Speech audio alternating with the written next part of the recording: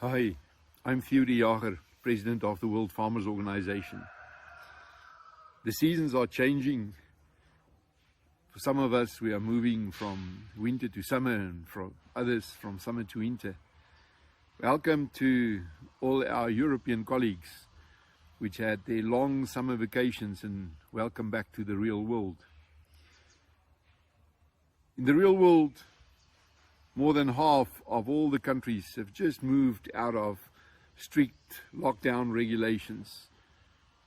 And many of those countries are still grappling to restore their economies, try to fix value chains, make sure that their businesses and especially their farms become profitable again. We have seen major disruptions in value chains, and many farmers could simply not sell their products because of these destruction of value chains, as school feeding schemes were closed, canteens in workplaces, informal sector hawkers, and many other value chains, those to the hotels and the restaurant sector. Apart from that, farmers were not that much impacted by the disease itself. Fewer farmers fell sick because of the very nature of our profession. We work further apart from each other. In our business, we keep social distancing. We work further apart. We are far from the madding crowds. But our hearts go out to those families and friends of farmers whom we've lost.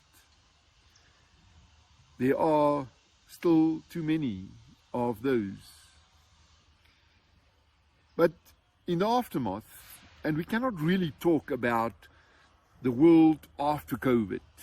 We can at best talk about a world in which we better deal with COVID, in which we've learned to live with COVID. But in the so-called new normal, there are a few issues which we need to flag as the global farmers constituency. One of that is all the discussions about building back better, in which the word sustainability seems to be paramount. I've taken part in a large number of Zoom conferences and other digital platforms on which the pressure is mounting to ensure that we are properly accountable and responsible for the sustainability of our operations. And from the farmer's perspective, of course, we are very grateful for the very strong mandate which you have given us in the World Farmers Organization at our General Assembly, the digital one which we had at the end of June. It simply gives us so much better a position from which to take part in all these discussions. But no farm can be sustainable if it's not profitable. Farming which is not profitable is a welfare case, and we are not in that business. So, on the side of all these discussions about biodiversity and how we deal with climate and nature, it is very important that from farmers' perspectives, whether it is from a local farmers association, a regional one in your state or your country, or even bigger to the continental platforms, we must dig in our heels to make sure that we maintain the profitability of our operations. But this is not the only issue that needs to be flagged. We are one of the key partners to the Food and Agriculture Organization of the United Nations in their decade of family farming. And in the context of that decade, it is so important that we launch actions to ensure the feasibility of the smaller producer, the family farmer.